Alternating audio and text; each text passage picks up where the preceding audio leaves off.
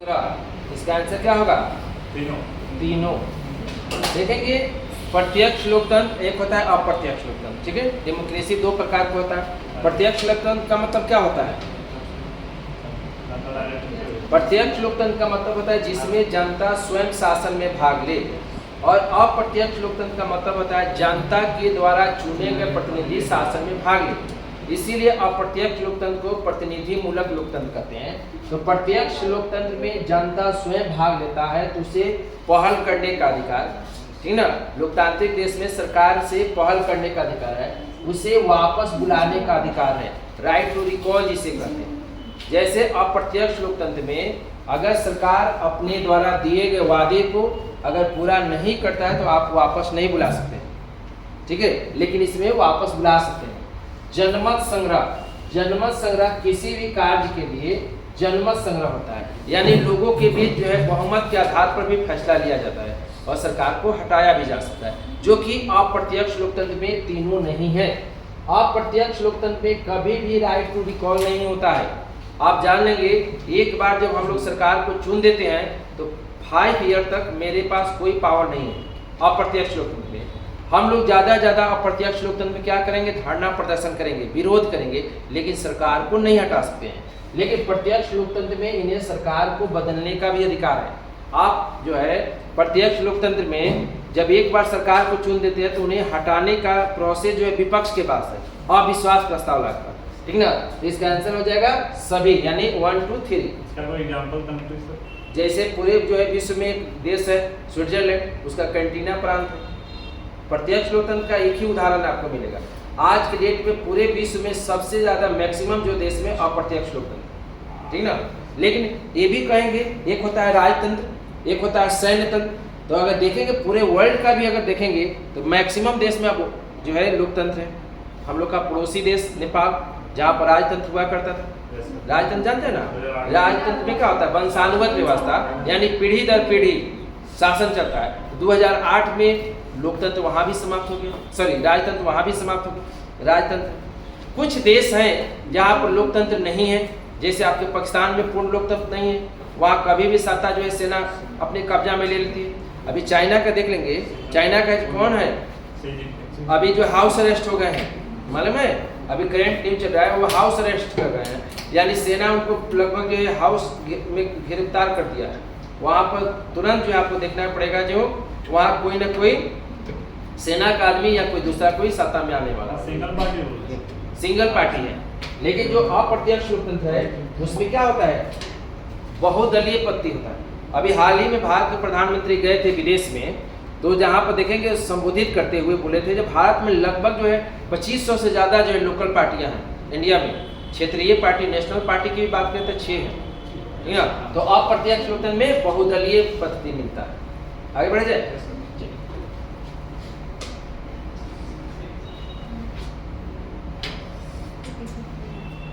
स्वतंत्र भारत के लिए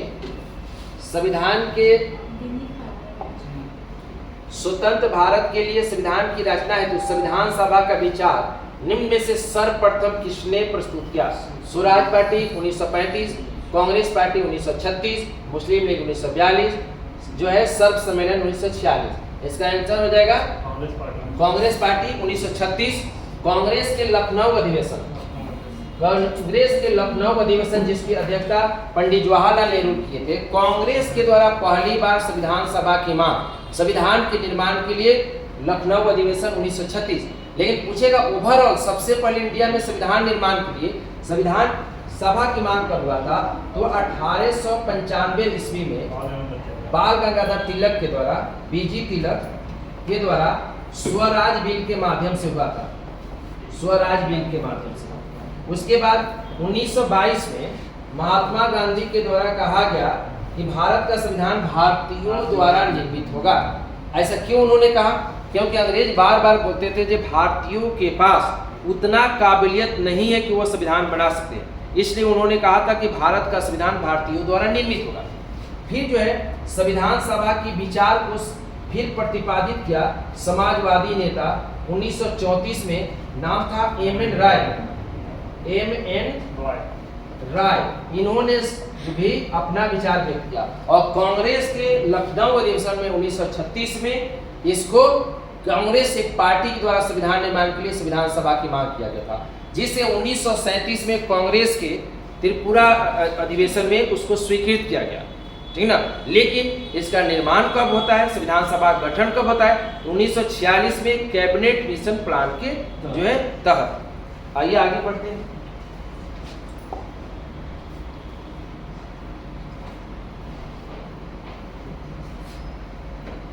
नीति आयोग के विषय में निम्नलिखित में से कौन सा एक सही नहीं है। नीति आयोग के विषय में इसका गठन योजना के स्थान पर किया गया, इसका गठन योजना आयोग के स्थान पर किया गया। इसमें एक पूर्णकालीन अध्यक्ष होता है। इसका गठन जनवरी 2015 में किया गया। यह सहकारी संघवाद के सिद्धांत पर काम करता है। इसका कह रहा है सही नहीं है, यह हो जाएगा ऑप्शन बी। देखेंगे नीति आयोग का गठन योजना आयोग प्लानिंग कमीशन के बदले में हुआ, बिल्कुल सही है, ठीक है। नीति आयोग का गठन 1 जनवरी 2015 को दिल्ली में हुआ।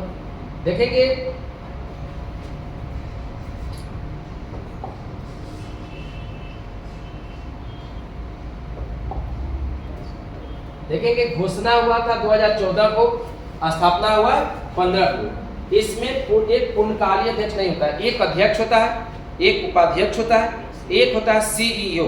उसके बाद सभी राज्यों के मुख्यमंत्री होते हैं गवर्निंग काउंसिल, जिसको बोलते हैं अधिशासी परिषद या स्वासी परिषद, जिसमें सभी राज्यों के मुख्यमंत्री, केंद्र शासित प्रदेश के राज्यपाल और उपराज्यपाल होते हैं। उसके बाद होते हैं उसमें विशेष आमंत्रित सदस्य और एक होते हैं पदेन सदस्य, ठीक ना। तो यह आंसर आपका ऑप्शन गलत है। इसका गठन जनवरी में हुआ, सही है।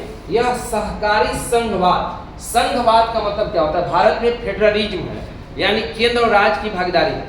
यानी जब नीति आयोग का जब बैठक होता है तो उसमें सभी राज्यों के मुख्यमंत्री को बुलाया जाता है और उसमें सबका विचार लिया जाता है। पहले क्या था, जो प्लानिंग कमीशन था, टॉप टू बॉटम, यानी ऊपर से नीचे की तरफ योजनाओं को थोप दिया जाता था। लेकिन अब क्या है, नीचा से ऊपर की तरफ, यानी नीचे से ग्रास लेवल से सबसे विचार करके जो है काम किए जाते हैं।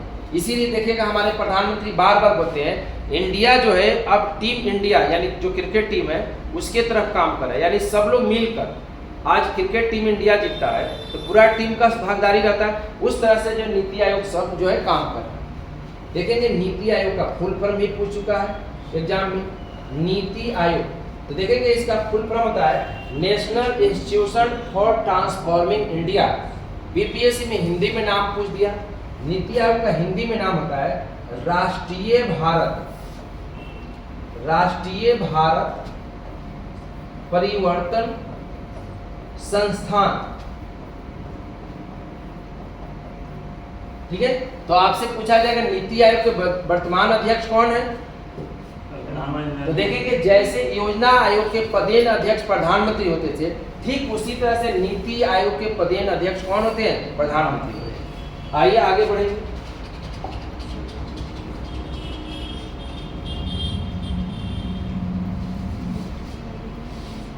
निम्न में से किसके चुनाव में, यानी किसके चुनाव में नोटा के विकल्प का प्रयोग नहीं होता है।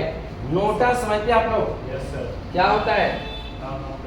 नन ऑफ द एबव, यानी इनमें से कोई नहीं। जैसे आप एग्जाम देने जाते हैं होता है ना, इसमें से कोई नहीं। अगर विकल्प आपको उसमें से कोई नहीं रहता है, 3 ऑप्शन में से, तो इनमें से कोई नहीं मार देते हैं। तो किसका पूछता है, किसके इलेक्शन में नोटा का प्रयोग होता है, तो देखेंगे किसके प्रयोग में नोटा का प्रयोग नहीं होता है। तो लोकसभा के चुनाव में नोटा प्रयोग होता है, विधानसभा में होता है।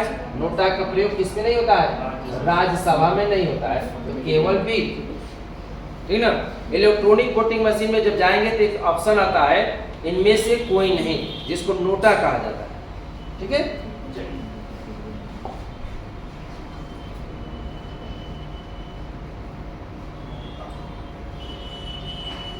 संघ लोक सेवा आयोग अपना वार्षिक प्रतिवेदन, वार्षिक रिपोर्ट किसको देता है, तो संघ लोक सेवा आयोग जो है अपना रिपोर्ट राष्ट्रपति को सौंपता है और इसका वर्णन अनुच्छेद 323 में है। 323 में इसका वर्णन है कि संघ लोक सेवा आयोग अपना रिपोर्ट राष्ट्रपति को सौंपेगा, उसी को बोलते हैं प्रतिवेदन। ठीक है, चलिए संघ लोक सेवा आयोग का गठन कौन करता है? तो राष्ट्रपति के द्वारा किया जाता है। ठीक ना। भारत में इसकी शुरुआत कब होता है? तो ब्रिटिश काल से शुरुआत होता है। ठीक ना। सबसे पहले 1853 के चार्टर्ड एक्ट में संघ लोक सेवा आयोग के गठन की बात किया गया था, और उसके बाद जो है लॉर्ड जो है मैकाले की अध्यक्षता में ही एक कमेटी गठन हुआ था, और उसके रिपोर्ट के आने के बाद ब्रिटेन में ICS की परीक्षा होता था। उसके बाद पूछता है ICS परीक्षा उसका इंडिया में कब से शुरू हुआ? तो इंडिया में 1921 से शुरू हुआ, और भारत में देखेंगे जब मार्ले मिंटो सुधार होता है, और उसके बाद होता है मोंटेगू चेम्सफोर्ड सुधार। तो मोंटेगू चेम्सफोर्ड सुधार अधिनियम 1919 के द्वारा भारत में लोक सेवा आयोग के गठन की बात किया गया। तब जाके 1919 के एक्ट में इसका विचार दिया गया, और भारत में 1926 में केंद्रीय लोक सेवा आयोग का गठन हुआ। केंद्रीय लोक सेवा आयोग का गठन हुआ। ठीक है, और इसी का नाम जो है 1935 में बदलकर 1935 में बदलकर इसका नाम हो गया संघीय लोक सेवा आयोग। लोक सेवा आयोग इसका नाम हो गया। कब? 1935 में federal public service commission APSC इसका नाम हो गया 1935 में। फेडरल पब्लिक सर्विस कमीशन उसका नाम हो गया। पहले क्या नाम था 1926 में? केंद्रीय लोक सेवा आयोग। 1935 में इसका नाम क्या हो गया? फेडरल पब्लिक सर्विस कमीशन, संघ लोक सेवा आयोग। और देश जब आजाद हो गया तो 1950 में इसका नाम हो गया UPSC, union public service commission, जो आज आप सुनते हैं। ठीक ना, यूनियन पब्लिक सर्विस कमीशन। तो यूनियन पब्लिक सर्विस कौन सा जॉब है? कोई जॉब नहीं है। यूनियन पब्लिक सर्विसन BPSC या बिहार SSC या BPSC कोई जॉब नहीं है। एक बोर्ड है जो कि विभिन्न सारे एग्जाम कंडक्ट कराते हैं। UPSC लगभग 250 एग्जाम कंडक्ट कराती है, लेकिन इसका सबसे लोकप्रिय सिविल सर्विस एग्जाम। ठीक ना। तो जब सिविल सर्विस जॉब में आएंगे तब उसमें जो होता है UPSC के एग्जाम के तहत सिविल सर्विस में 2 तरह के जॉब होते हैं। एक होता है ऑल इंडिया सर्विस, जिसे अखिल भारतीय सेवा कहते हैं, और एक को बोलते हैं सेंट्रल सर्विस, जिसे केंद्रीय सेवा। तो अखिल भारतीय सेवा में आएंगे तो 3 आता है, IAS, IPS और IPS।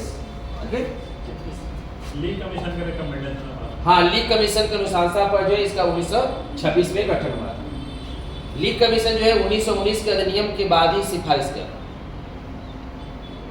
संसदीय विशेषाधिकार का वर्णन किस अनुच्छेद में है? 105। ये संसदीय विशेषाधिकार क्या होता है? कोई बताएंगे? नहीं मालूम। संसदीय विशेषाधिकार कहाँ से लिया गया? ब्रिटेन से लिया गया।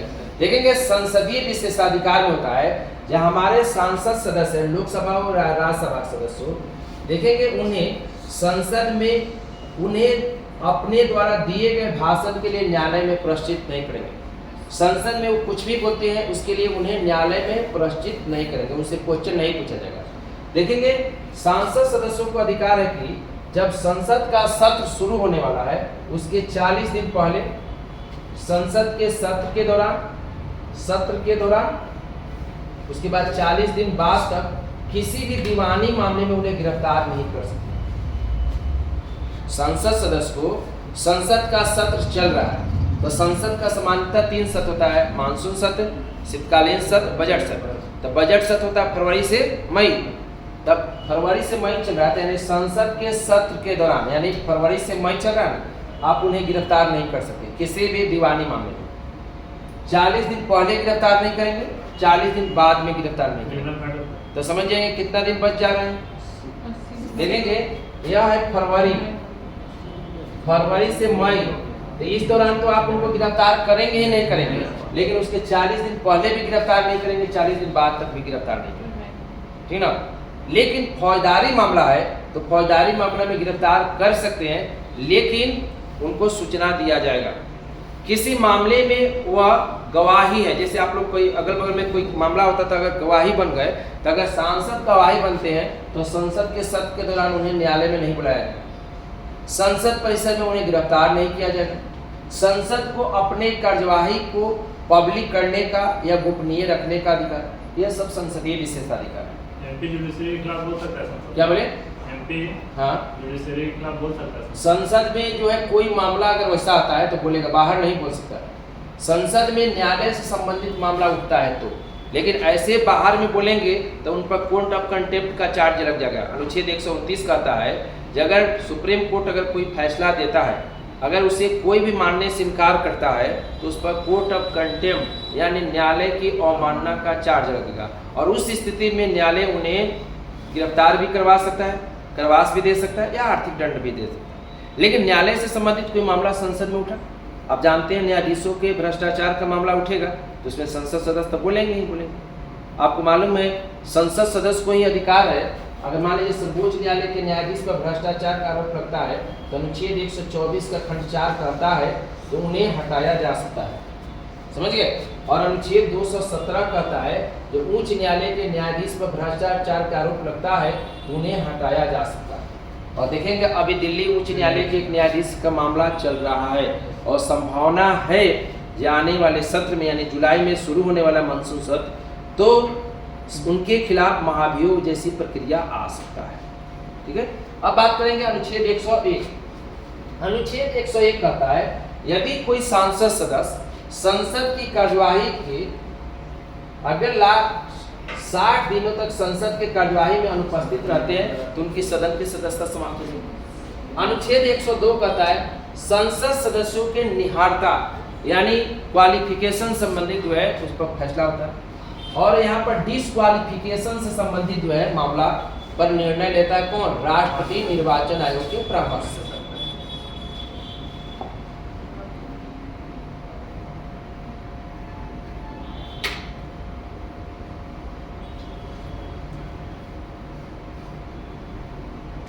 भारत के संविधान के निम्नलिखित में से भाग में एक समान सिविल क्या है? पूरा क्वेश्चन पढ़िएगा। समान सिविल संहिता की बात कर रहा है, यूसीसी का बात कर रहा है, यूसीसी की बात कर रहा है। अच्छा, तो देखेंगे कह रहा है कि कहाँ, यही ना, तो इसका आंसर हो जाएगा नीति निर्देशक तत्व यूसीसी। यूसीसी अभी VVI है, याद रखेंगे VVI लिख देता है, कोई भी एग्जाम में आएगा पूछेगा, चर्चा में है। नीति निर्देशक तत्व जिसे हम लोग DPSP के नाम से कहते हैं, directive principle of state policy, राज्य के नीति निर्देशक तत्व। अनुच्छेद 44 में इसका वर्णन है। आर्टिकल 44 यह कहता है कि राज्य को निर्देश देता है कि राज्य जो है अपने यहाँ रहने वाले नागरिकों के लिए एक समान नागरिक कानून बनाए। तो एक समान नागरिक कानून का मतलब क्या होता है? क्योंकि आप लोग अनुच्छेद 14 भी पढ़े होंगे, विधि के समक्ष समानता, क्योंकि यहाँ तो ऑलरेडी पहले से कह रखा है कि कानून की नजर में सभी लोग समान हैं। लेकिन अनुच्छेद 44 कहता है जो भारत में जितने भी लोग धर्म के लोग हैं उनके विवाह, तलाक, उत्तराधिकार के कानून सबके लिए एक समान होगा। तो देखेंगे भारत में एकमात्र राज्य था गोवा जहाँ पर पुर्तगाली के द्वारा लागू किया गया था यूसीसी। अब जो है देश का स्वतंत्र भारत का पहला राज्य बना उत्तराखंड, जहाँ पर उत्तराखंड में यूसीसी लागू किया गया। डेट याद रखेंगे कब लागू किया गया, तो 27 जनवरी 2025 को उत्तराखंड में यूसीसी लागू किया गया, ठीक ना। अब उत्तराखंड में जितने भी धर्म के लोग हैं वो लोग सभी लोग एक समान हो गए, लेकिन यहाँ पर जनजातीय समुदाय को छोड़ा गया, समझ गए। अब देखेंगे उत्तराखंड में 27 जनवरी 2025 के बाद कोई भी व्यक्ति शादी करेगा तो शादी करने के 60 दिनों के अंदर पंजीकरण कराना होगा सरकार को। यहाँ तक कि लिव एंड रिलेशनशिप में रहने वाले लोगों को भी पंजीकरण कराना होगा, ठीक ना। अगर पत्नी जिंदा है तो पति दूसरा शादी नहीं कर सकते हैं, ठीक ना। यूसीसी में रजिस्ट्रेशन कराना होगा, शादी के 60 दिनों के अंदर रजिस्ट्रेशन कराना होगा। यहाँ तक कि राज्य में रहने वाले जो है लिव एंड रिलेशनशिप में जो लोग हैं उनको भी उतना ही नहीं, मार्च 2010 के बाद जितने भी शादी हुए हैं उनको 6 महीने के अंदर रजिस्ट्रेशन करा लेना है। पत्नी जब तक जिंदा है बिना तलाक दिए दूसरा शादी नहीं होगा। पहले क्या था, हिंदू मैरिज एक्ट के तहत हिंदू अपने पत्नी का तलाक देगा तभी दूसरा शादी करेगा, लेकिन मुस्लिम बिना तलाक दिए 4 शादी कर सकते हैं। 4 शादी उसके कुरान के अनुसार से 4 शादी कर सकता है। तो मुस्लिम पर्सनल लॉ के तहत अब यूसीसी लागू होने से अभी सभी लोग एक समान हो गए अब सबको एक समान, पत्नी को और पति को तलाक के संबंध में दोनों को समान जो है अधिकार दिए गए। रंजन प्रकाश देसाई समिति की रिपोर्ट पर जो है यूसीसी लागू किया उत्तराखंड में। पहला राज्य बना स्वतंत्र भारत का। अब जो है अब राज हो गया, गुजरात में भी कमेटी गठन हो गया। हो सकता है आने वाले समय में जो है आपको देखने को मिलेगा कहाँ, गुजरात में। इसको फॉलो नहीं करेंगे तो पनिशमेंट मिलेगा, ठीक ना। यह पूर्ण रूप से लागू हो गया, ठीक ना। डेट उनका बता दिए 27 जनवरी 2025 से, ठीक ना। जनजातीय लोगों को छूट दिया गया है अनुच्छेद 342 के तहत। उत्तराखंड में रहने वाले जनजाति को उनके संस्कृति, उनके कल्चर, उनके रहन सहन अलग होता है, इसलिए उन्हें छूट प्रदान किया और सभी लोगों के एक समान, समझ गए। यानी विवाह, तलाक, उत्तराधिकार के सबके कानून एक समान हो गए। ये बीएनएस के अंदर आएगा। क्या बोले? बीएनएस के अंदर बीएनएस के अंदर आएगा। बीएनएस तो अब तो सब पर लागू होगा।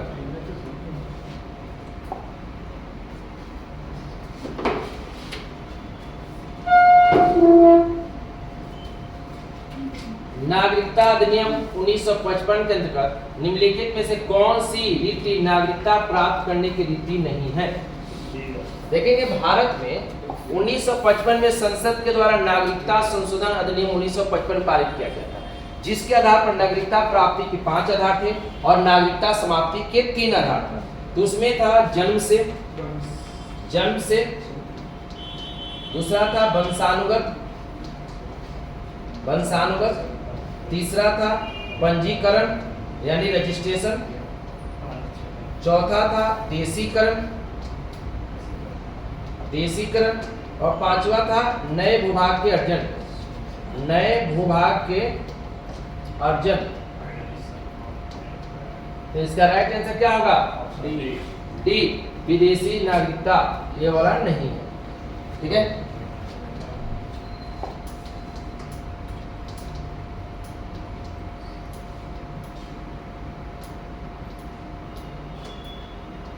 जनसंख्या नियंत्रण एवं परिवार नियोजन विषय निम्न में से किस सूची के अंतर्गत वर्गीकृत किया गया? संघ सूची, राज्य सूची, समवर्ती सूची और शेष सूची। तो जनसंख्या कौन नियंत्रण करेगा? परिवार नियोजन कौन करेगा? यह दोनों करेगा। देखेंगे 3 लिस्ट होता है, संघ सूची, राज्य सूची, समवर्ती सूची। तो देखेंगे इस पर दोनों करेगा। तो देख लेंगे समवर्ती सूची जो है इस पर केंद्र सरकार और राज्य सरकार दोनों कानून बनाता है। लेकिन आप जान लेंगे जब एक ही विषय पर केंद्र और राज्य दोनों कानून बनाते हैं तो केंद्र के द्वारा बनाया गया कानून लागू होता है। जो समवर्ती सूची है इसे ऑस्ट्रेलिया से लिया गया है, ठीक ना, ऑस्ट्रेलिया से लिया गया है। और वर्तमान में समवर्ती सूची के अंतर्गत 52 विषय, ठीक है। अब है यूनियन लिस्ट की बात करें तो यूनियन लिस्ट में वर्तमान में 100 सब्जेक्ट है जिसका कानून बनाने का अधिकार यूनियन गवर्नमेंट को यानी संघ सरकार को। अब है राज्य सूची, इसमें 61 विषय है जिस पर कानून बनाने का अधिकार स्टेट गवर्नमेंट को। अब है अवशेष सूची जिसका वर्णन संविधान के अनुच्छेद 248 में है और यह कनाडा से लिया गया है। देश पर कानून बनाने का अधिकार केंद्र सरकार को। कहा गया है जिस विषय का वर्णन यूनियन लिस्ट, स्टेट लिस्ट और कंकरेंट लिस्ट में नहीं है उसे ज्यूरी, जिसे अवशेष सूची कहते हैं, उसमें शामिल कर दिया जाता है। यह कनाडा से लिया गया। आइए अगले सवाल की तरफ बढ़ेंगे।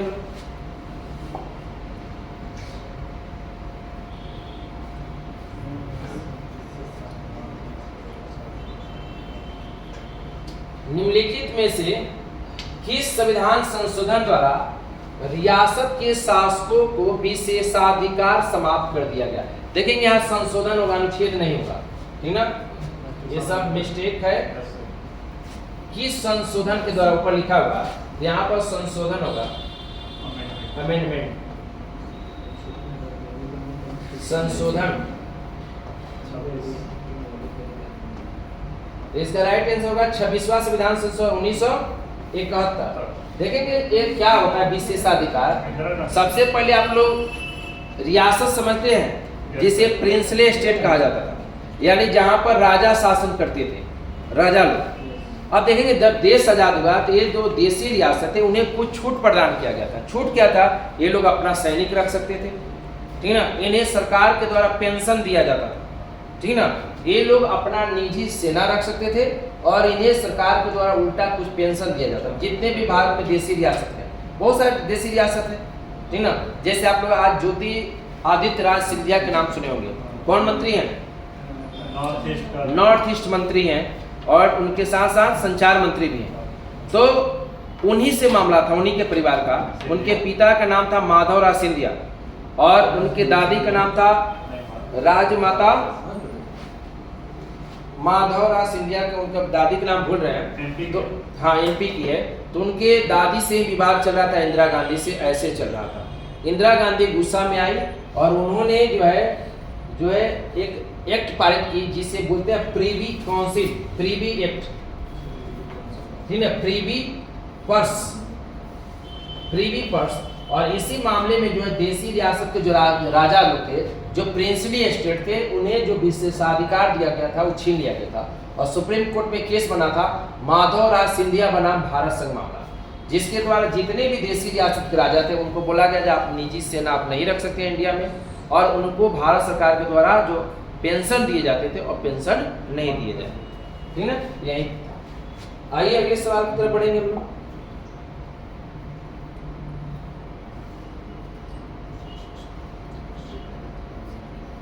निम्नलिखित में से किस अधिनियम द्वारा भारत परिषद की समाप्ति की गई? तो देखेंगे भारत परिषद का गठन 1858 के अधिनियम द्वारा हुआ था। भारत परिषद यानी इंडियन काउंसिल का गठन 1858 में किया गया था, ठीक ना। भारत परिषद जिसे इंडियन काउंसिल कहा जाता था, इसका गठन 1858 में हुआ था और इसकी समाप्ति 1935 के अधिनियम से हुआ, ठीक ना। 1935 के अधिनियम से इसकी समाप्ति हुआ। तो राइट आंसर क्या हो जाएगा? 1935 का। और गठन कब हुआ था? 1858। देखेंगे 1858 के अधिनियम के द्वारा भारत में जो है कंपनी का शासन समाप्ति और महारानी का शासन शुरुआत हुआ था। और इसी अधिनियम के द्वारा भारत में गवर्नर जनरल का नाम बदलकर वायसराय कर दिया गया था। और भारत के प्रथम वायसराय कौन हुए थे? Lord Canning. भारत के अंतिम गवर्नर जनरल कौन थे? लॉर्ड कैनिंग, ठीक ना। और स्वतंत्र भारत के प्रथम गवर्नर जनरल कौन थे? Lord William Bentinck. और स्वतंत्र भारत के प्रथम भारतीय गवर्नर जनरल तब श्री राजगोपालाचार्य। 1909 के अधिनियम जिसे मार्ले मिंटो सुधार कहते हैं, इस अधिनियम के द्वारा भारत में सांप्रदायिक निर्वाचन प्रणाली की शुरुआत होता है, यानी मुस्लिमों को मुस्लिम ही वोट देंगे। और 1919 के अधिनियम के द्वारा प्रांतों में द्वैत शासन की शुरुआत हुई। प्रांतों में द्वैत शासन की शुरुआत होता है यहाँ पर, ठीक ना। आइए अगले सवाल पर। सेक्रेटरी का पोस्ट क्या बोले? सेक्रेटरी। हाँ, वो जो है इसी में शुरुआत हुआ। जब भारत परिषद का गठन हुआ ना, तो उसमें एक भारत सचिव का भी पद था, भारत सचिव। और भारत सचिव को सहायता देने के लिए ही भारत परिषद था, जिसमें मेंबर टोटल 15 था, ठीक है।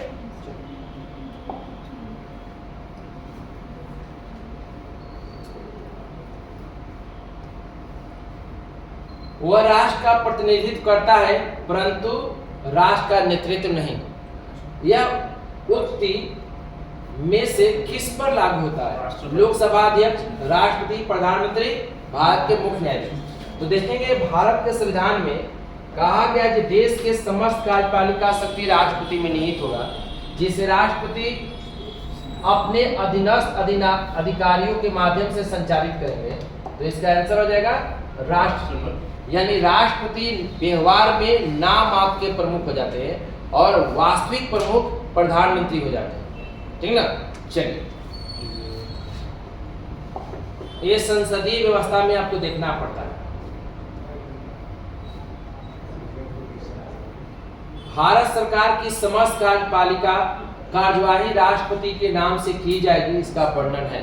तो देश में पिछले भी क्लास में बताए थे, देश में जितने भी सारे काम होते हैं सारे काम राष्ट्रपति के नाम से होते हैं, लेकिन कर्ता कौन है? प्रधानमंत्री और मंत्रिपरिषद। वर्णन 79 में क्या है? तो इसमें संसद शब्द का वर्णन, और संसद के कितने अंग? 3 अंग। कौन कौन? लोकसभा, राज्यसभा, लोकसभा, प्रेसिडेंट। राज्यसभा और प्रेसिडेंट। 82 में क्या है? तो परिसीमन आयोग का गठन है। परिसीमन का मतलब क्या होता है? भारत में प्रत्येक 10 वर्षीय जनगणना के बाद विधानसभा और लोकसभा के सीमा का निर्धारण करने के लिए परिसीमन आयोग का गठन किया जाएगा। इसका वर्णन अनुच्छेद 82 में, ठीक ना? ये जो रिकमेंड करेगा वो बाइंडिंग है। क्या बोले? ये जो रिकमेंड करेगा डिलिमिटेशन कमीशन, हाँ, ये बाध्यकारी नहीं है, लेकिन उस पर विचार किया जाता है, ठीक ना? बाध्यकारी तो नहीं होता, लेकिन सरकार उस पर विचार करती है, क्योंकि सीमा का निर्धारण होता है। जनसंख्या के आधार पर भारत में जितने भी इलेक्शन होते हैं, सबके लिए सीमा का निर्धारण, मुखिया कितने जनसंख्या पर होगा, वार्ड कितने जनसंख्या पर होगा, पंचायत समिति कितने पर होगा, विधायक कितने पर होगा, जिला परिषद, सबके लिए जनसंख्या का निर्धारण है। यही कहा गया ना, 10 वर्ष के जनगणना के बाद परिसीमन आयोग का गठन होगा। और 78 कहता है राष्ट्रपति को शक्ति है कि सरकार के कार्यों के विषय में, मंत्रियों के कार्यों के विषय में वो जानकारी प्रधानमंत्री से प्राप्त कर सकता है। क्या कोई बात? बस बोलिए, तुरंत हो जाएगा। करंट छोड़ देंगे ना, करंट करेंगे आप? यस सर, वही तो जरूरी है। अच्छा, वही जरूरी है। 2021 का भी क्या बोले? 2021 का भी करंट है। तो 2021 वाला छोड़ देंगे, 96 से या 95 से है, जो महत्वपूर्ण है इधर से कर लीजिए ना। भारत के नियंत्रक एवं महालेखा परीक्षक, जिसको कैग बोलते हैं, CAG, थोड़ा पानी की बोतल दीजिएगा। CAG के कार्यकाल कितने दिन का होता है? CAG का कार्यकाल कितने दिन का होता है? ठीक है, तो देखेंगे CAG जो होते हैं, इनका पूरा कार्यकाल का वर्णन जो है संविधान के अनुच्छेद 148 से लेकर 151 तक इनका वर्णन किया गया है। 148 के जो है बी में कहा गया है, नियंत्रक एवं महालेखा परीक्षक अपने पद पर 6 वर्ष या 65 वर्ष के कार्यकाल तक पद पर रहेंगे। अब आप लोग बताएंगे वर्तमान में CAG किसे नियुक्त किया गया है? कौन? हाँ ठीक है, बोलिए। के संजय मूर्ति, ठीक ना? अब भारत के प्रथम CAG कौन थे? बी नरहरि राव। बी नरहरि राव भारत के प्रथम CAG कौन थे? तो B Narahari Rao, CAG controller and auditor general. देखेंगे इसे भारत का जो है वॉच डॉग की संज्ञा दिया गया है। वॉच डॉग की इनको संज्ञा दिया, क्योंकि सरकारी संपत्ति के, सरकारी धन के रक्षक होते हैं। यानी भारत सरकार के द्वारा जितने भी खर्च किए जाते हैं, राज्य सरकार के द्वारा जितने भी खर्च किए जाते हैं कंसोलिडेटेड फंड से या कंस्टिट्यूएंसी फंड से, उसकी जांच करके रिपोर्ट सरकार को देते हैं, राष्ट्रपति को देते हैं, राष्ट्रपति को देते हैं और राज्य में राज्यपाल को सौंपते हैं।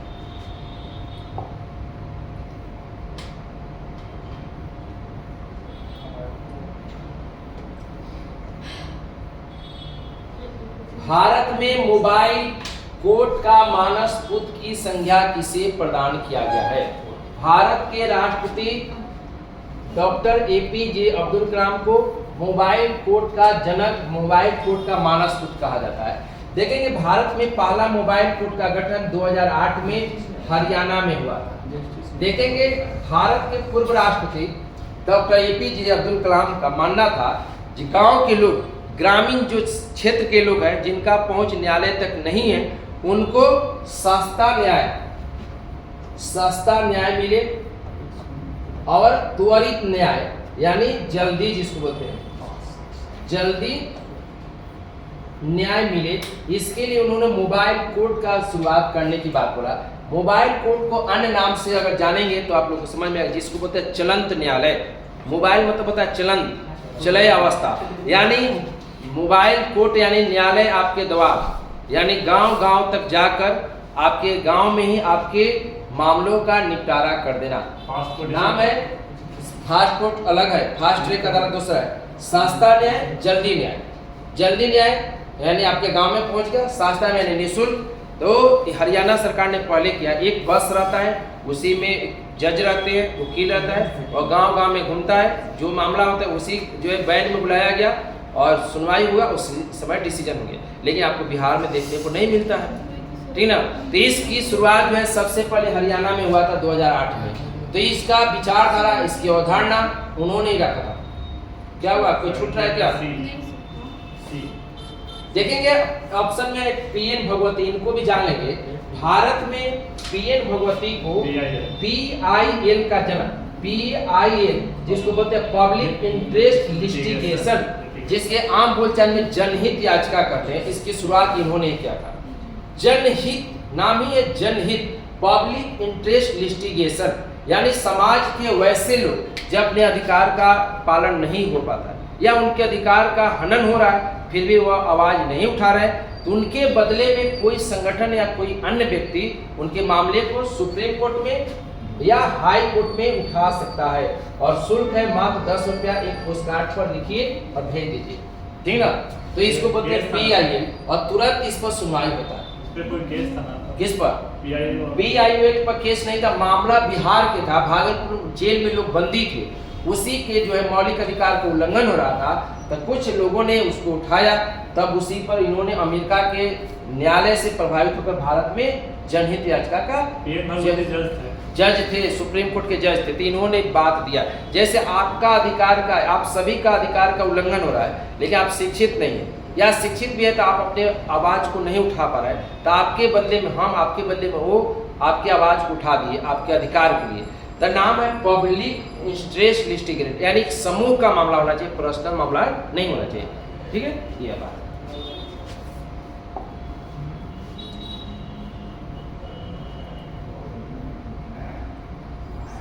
पंचायतों में अनुसूचित जाति, अनुसूचित जनजाति के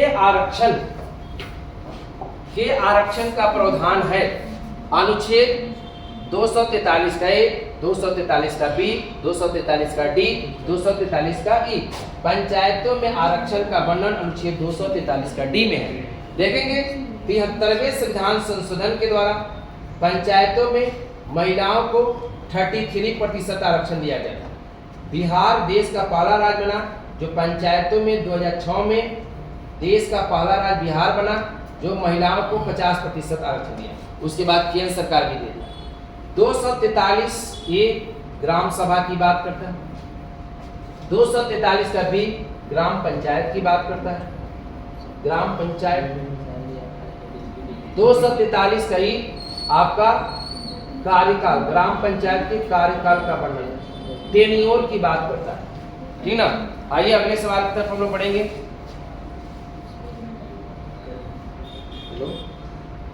करते हैं थोड़ा ठीक है। तो ये वाला हो गया, पंचायत वाला समझ गए, आगे बढ़ा जाए। अब देखेंगे अभी हाल ही में बिहार सरकार ने महिलाओं को अपने सारे सरकारी नौकरियों में 35% जो आरक्षण अभी नहीं दिया था तो 2016 में ही उसमें डोमिसाइल नीति लागू कर दिया।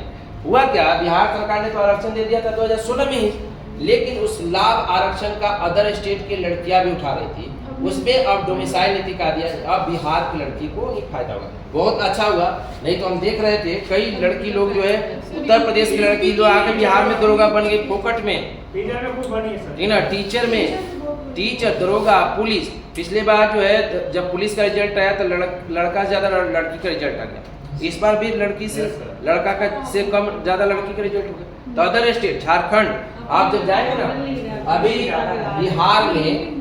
बिहार अभी जो है अभी जाएंगे तो उत्तर प्रदेश के गोरखपुर, बलिया, देवरिया, बनारस के लड़का लोग पढ़ने आता है पटना में, उसके बाद राजस्थान के, पश्चिम बंगाल के सब लोग यहाँ आते हैं, झारखंड तक पूरा यहीं पर है ना पढ़ने के लिए।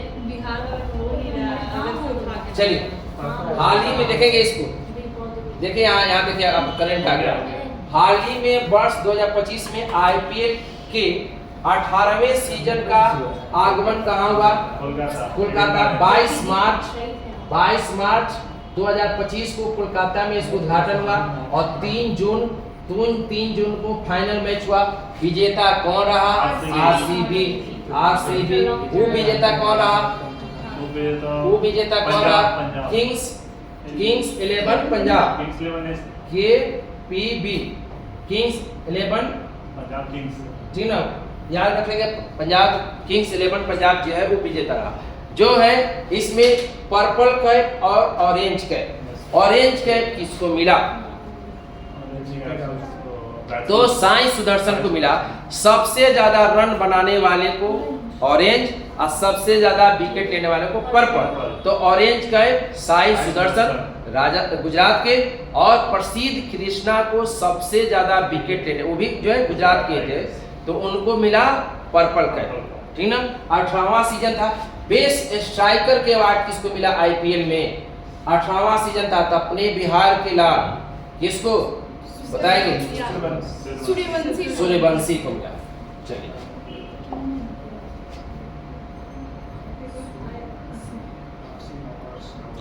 देखेंगे हाल ही में पारसी 9 वर्ष नौरोज मनाया गया। देखेंगे नौरोज, इसको यूनेस्को की सूची में, संस्कृति विरासत की सूची में कब शामिल किया गया? ऑप्शन सारा गलत। 2009 में इसको शामिल किया गया। ठीक है।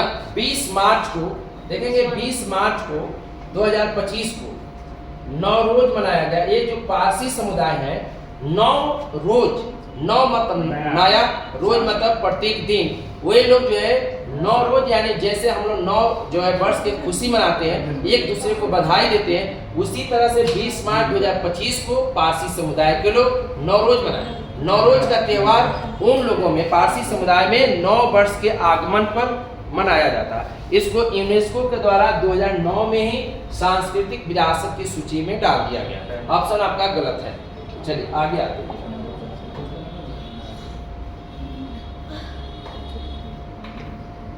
राष्ट्रीय टीकाकरण दिवस 2025 कब मनाया गया?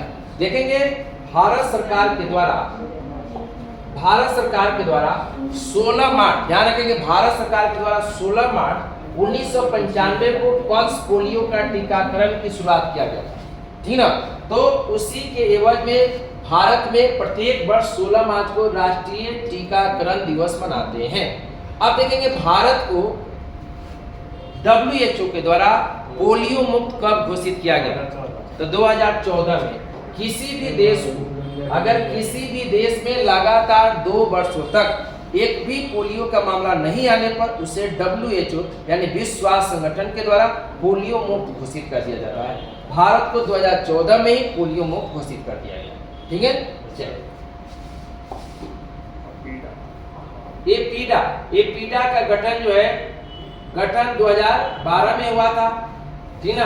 इसके द्वारा 2025 में आहार 2025 के 39वें संस्करण का आयोजन कहाँ हुआ? तो नई दिल्ली के भारत मंडपम में, नई दिल्ली के भारत मंडपम में हुआ। तो आंसर हो जाएगा नई दिल्ली के भारत। इसका मुख्य उद्देश्य क्या था?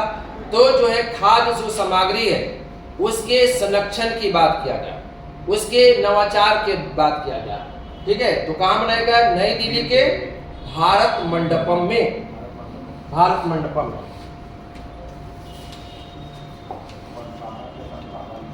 हाँ, बनतारा जो है देखेंगे गुजरात में है।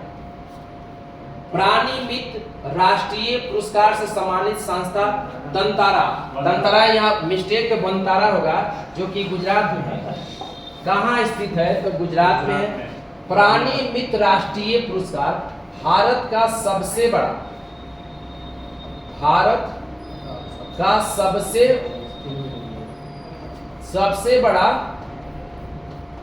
पशु पुरस्कार, पशु के क्षेत्र में दिया जाने वाला, पशु संरक्षण के लिए दिया जाने वाला सबसे बड़ा पुरस्कार का नाम है प्राणी मित्र राष्ट्रीय पुरस्कार, जो कि बनतारा गुजरात को दिया गया।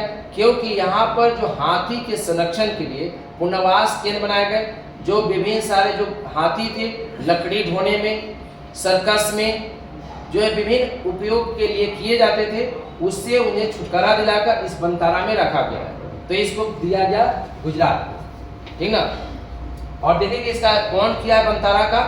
तो मुकेश अंबानी के बेटा जो है, छोटे वाले बेटा मोटूमैन, ठीक ना, वो जो है, ठीक ना, वो जो है हाथी से उनको बहुत प्यार है। जी ना। इसलिए जो है उनके शौक को ध्यान में रखते हुए उनके पिताजी ने बनतारा का जो है उद्घाटन कर दिया। हाँ उद्घाटन के, लेकिन उसको बनाया कौन?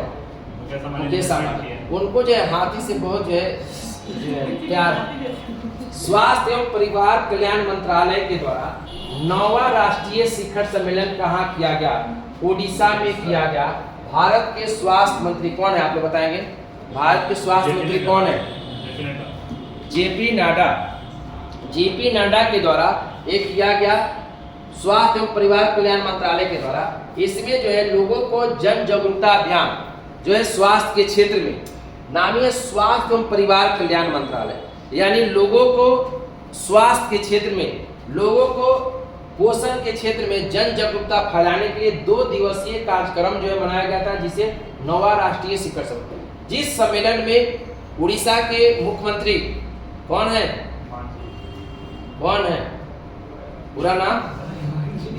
मांझी। कौन मांझी? जीतन मांझी। तब उड़ीसा के मुख्यमंत्री कौन है? मोहन चंद मांझी जो है उपस्थित थे, और स्वास्थ्य मंत्री जेपी नड्डा भी उपस्थित थे। उनके अध्यक्षता में परिवार एवं स्वास्थ्य मंत्रालय के द्वारा ये किया गया। मुख्यमंत्री भी आप लोग भूल गए हैं। दिल्ली के मुख्यमंत्री कौन है, आप लोग बताएंगे? रेखा कुमारी, रेखा गुप्ता, विकास सिन्हा। चलिए दिल्ली के हो गया। व्यक्तिगत वित्त प्रबंधन के लिए देखेंगे, वित्त प्रबंधन नाम है प्रोबो पीवी मनी किसने लॉन्च किया? तो यह पैसा बाजार के द्वारा किया गया, व्यक्तिगत रूप से वित्त प्रबंधन के लिए किया गया है। और इसमें एक कार्यक्रम चलाया जाएगा, जो लोग अपने पैसा इन्वेस्ट कर रहे हैं उसको म्यूचुअल फंड जो है के तरफ ये है काम कर रहा है। भविष्य के निधि के लिए, बचत के लिए ये पैसा बाजार जो है ये के द्वारा लॉन्च किया गया।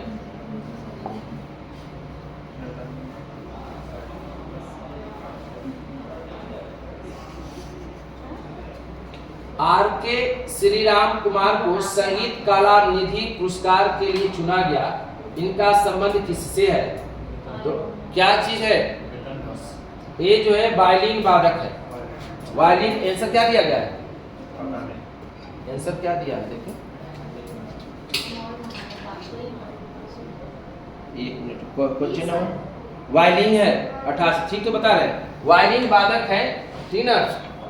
ये वायलिन वादक है। और देखेंगे आर.के. श्रीराम कुमार को संगीत कला निधि, यह दक्षिण भारत का जो है जो कला निधि जो पुरस्कार है, दक्षिण भारत का सर्वश्रेष्ठ पुरस्कार है। तो उन्हें वायलिन वादक को दिया गया आर.के. श्रीराम कुमार को। कर्नाटक का सबसे बड़ा जो है यह कला के क्षेत्र में दिया जाने वाला पुरस्कार है।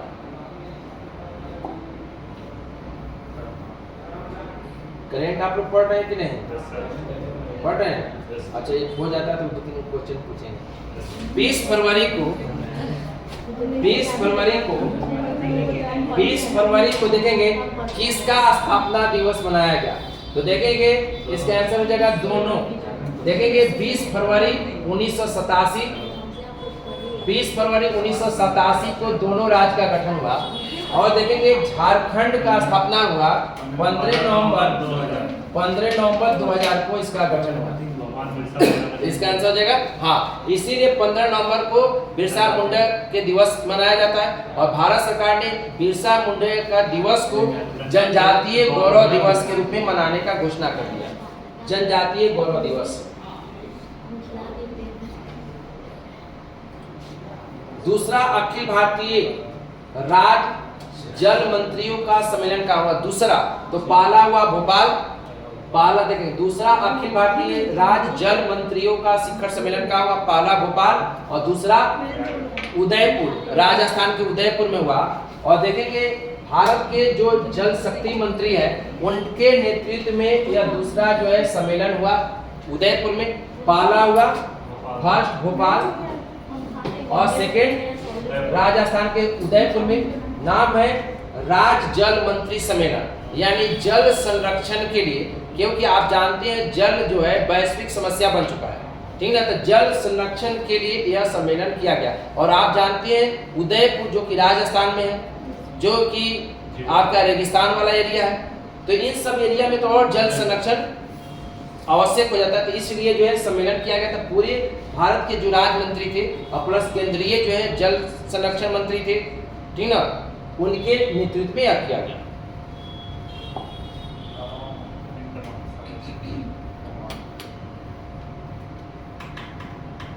हाल ही में 8वीं हिंद महासागर सम्मेलन कहाँ हुआ? मस्कट, ओमान में, ठीक ना, जहां भारत के विदेश मंत्री एस जयशंकर ने भाग लिया। तो इसका आंसर हो जाएगा। अब देखिए नाम है हिंद महासागर शिखर सम्मेलन, यानी महासागर के संरक्षण के लिए महासागर में जो प्रदूषण फैल रहे हैं उस पर कैसे नियंत्रण स्थापित किया जाए, क्योंकि ग्लोबलाइजेशन के कारण जो है, ग्लोबल वार्मिंग के कारण जो है महासागर भी अब समस्या के कगार पर है। तो उसके प्रदूषण को, उसका संरक्षण कैसे किया जाए, इसके लिए वैश्विक सम्मेलन। कितने मेंबर कंट्री? लगभग जो है 189 के करीब इसके मेंबर हैं।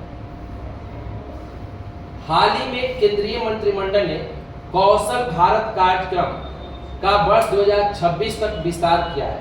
इससे पहली बार कब प्रारंभ किया गया? नाम है कौशल विकास कार्यक्रम, स्किल डेवलपमेंट प्रोग्राम की शुरुआत भारत में 2015 में किया गया था। स्किल डेवलपमेंट यानी जो भारत के जो नवयुवक लोग हैं उनका जो है स्किल कैसे डेवलपमेंट किया जाए, उनका कौशल विकास कैसे किया जाए, जिससे वो स्वरोजगार उत्पन्न कर सके, रोजगार उत्पन्न कर सके। तो भारत सरकार ने उसके लक्ष्य को 2026 तक बढ़ा कर दिया। इसकी शुरुआत कब हुआ? 2015 में स्किल डेवलपमेंट प्रोग्राम।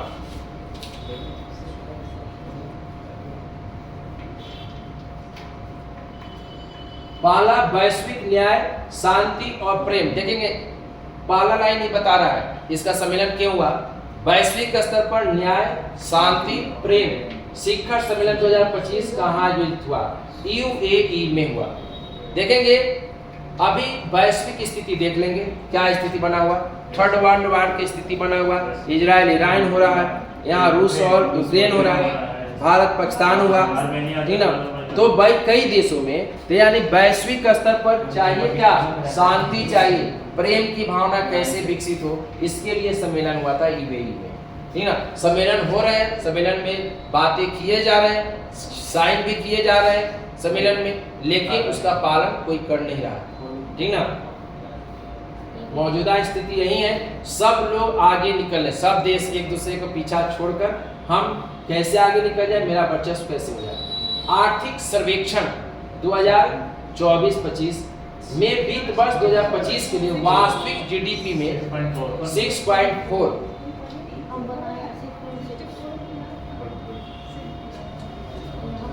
और लास्ट क्वेश्चन देखेंगे। हाल ही में मरणोपरांत विभूषण पद्म विभूषण पुरस्कार किसे दिया गया? सभी को दिया गया। शारदा सिन्हा जो कि बिहार की है, कला के क्षेत्र में। देखेंगे वासुदेव नायर, ये देखेंगे इनका संबंध है, वासुदेव नायर है, ये लेखक है, और जो है ये है जो ओसामू सुजुकी जो है उद्योगपति है, इन सबको दिया गया। अब देखेंगे पद्म विभूषण, पद्मश्री, भारत रत्न पुरस्कार की शुरुआत में 1954 में हुआ था, ठीक है। तो बिहार के शारदा सिन्हा को दिया गया, और सुशील कुमार मोदी को मरणोपरांत पद्म पुरस्कार दिया गया, पद्मश्री, ठीक ना। शारदा सिन्हा को और सुशील कुमार मोदी जो कि बिहार के डिप्टी CM थे, उनको पद्म पुरस्कार दिया गया, पद्मश्री। बंद कर दो। इसके बाद जो है ना 2019 का है, वो उतना 21 का है, तो उतना जरूरी नहीं है।